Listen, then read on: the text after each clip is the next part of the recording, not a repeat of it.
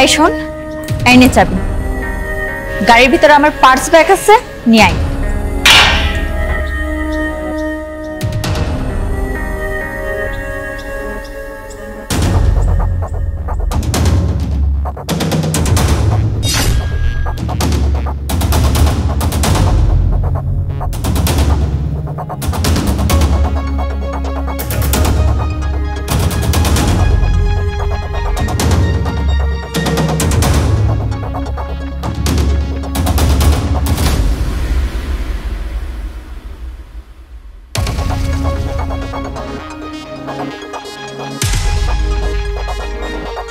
আশিক সাহেব, আশিক সাহেব, আশিক সাহেব, এদিকে আসুন। জি ম্যাডাম, আমাকে ডেকেছেন? আমার গাড়িতে টাকার ব্যাগ আছে, ওটা নিয়ে আসুন। জি ম্যাম। ম্যাডাম, আপনি কি কাজটা ঠিক করতেছেন? মানে আশিক সাহেবকে দিয়ে এতগুলো টাকা নিয়ে আসতেছেন, উনি যদি টাকাগুলো নিয়ে চলে যায়, অফিস যদি না আসে তখন কি হবে? আহা, আপনি ওটা নিয়ে টেনশন করেন না। আমি আশিক সাহেবকে পরীক্ষা করার জন্য ওনাকে টাকার ব্যাগটা আনতে বলেছি। দেখি উনি টাকার ব্যাগটা নিয়ে অফিসে আসে নাকি টাকার ব্যাগটা নিয়ে পালিয়ে যায়। ও আচ্ছা, আমি এত কিছু ভাবিনি। ভালোই করেছেন, দেখেন কি হয়।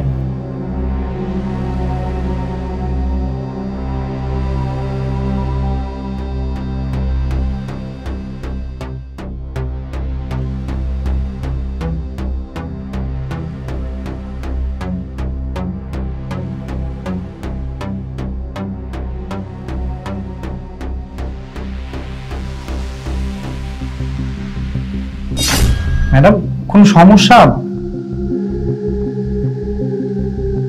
আশিক সাহেব, আমার ব্যাগে 10 লক্ষ টাকা ছিল, ওইখান থেকে 1 লক্ষ টাকা আমি পাচ্ছি না। ওই 1 লক্ষ টাকা কোথায়? কি বলছেন ম্যাডাম? এই ব্যাগে টাকা আছে সেটা তো আমি জানিই না, আর তাছাড়া ব্যাগটা আমি খুলেও দেখিনি। তাহলে কি 1 লক্ষ টাকা হাওয়ায় উড়ে গেছে? আপনি জানেন না তাহলে কোথায় গেছে সে টাকাটা? অবশ্যই আপনি নিয়েছেন, তাছাড়া তো আমার ব্যাগে কেউ হাত দেয় নাই। সে টাকাটা কোথায় সুন্দর মতো বলে দেন। ম্যাডাম, আমি সত্যি কথা বলছি, আমি টাকা কোথায় আছে জানি না, আর যদি জানতাম তাহলে তো আমি অবশ্যই বলে দিতাম ম্যাডাম।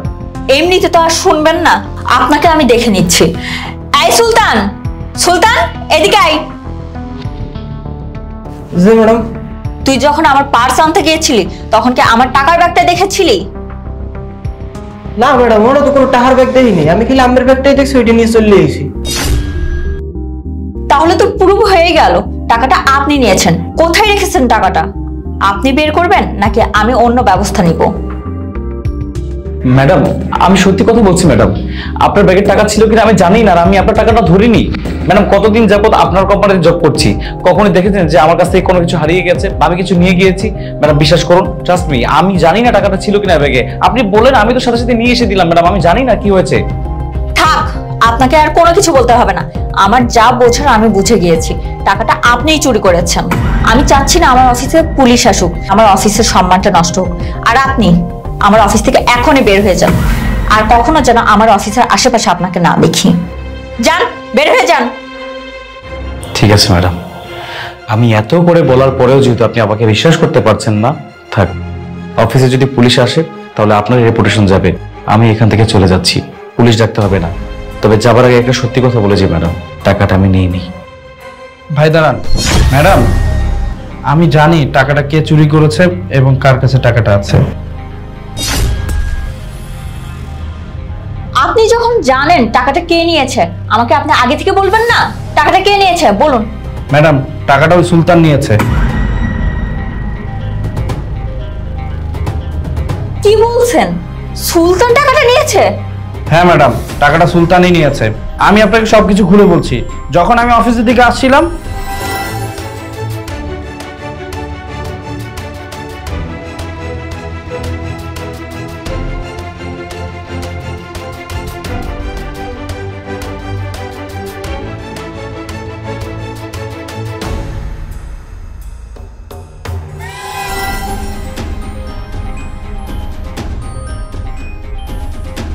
বুঝতে পারলেন আপনি নির্দোষ একটা মানুষকে অফিস থেকে বের করে দিতে যাচ্ছিলেন।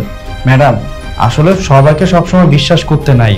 আপনি এই যে সুলতানকে এত বিশ্বাস করেন, এত ভরসা করলেন, আজকে সুলতানই আপনার টাকাটা চুরি করেছে, কিন্তু আপনি বুঝতেই পারলেন না।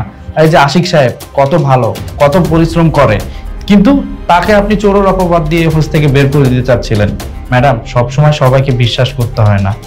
সুলতান, তুই আমার সাথে এত বড় বেইমানি করলি? আমি না কখনো বিশ্বাসই করতে পারিনি তুই আমার সাথে এরকম একটা বেইমানি করবি। তুই আমার ব্যাগ থেকে টাকা চুরি করবি? আমি না কল্পনা করতে পারছি না তুই আমার ব্যাগ থেকে টাকা চুরি করলি। যা, তুই এক্ষুনি আমার অফিস থেকে বের হয়ে যা, তোর চেহারা যেন আমি কখনো আর না দেখি।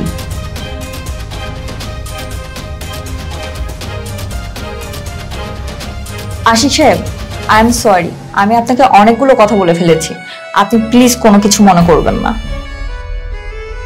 না না ম্যাডাম, ঠিক আছে, বাট আমি খুশি হয়েছি যে সত্যটা সামনে চলে আসছে। আচ্ছা ঠিক আছে, আপনি আপনার টেবিলে যেয়ে আপনার কাজগুলো করেন। আর আবির সাহেব, আপনিও যান, আমার এখন কথা বলতে ভালো লাগছে না। জি ম্যাডাম।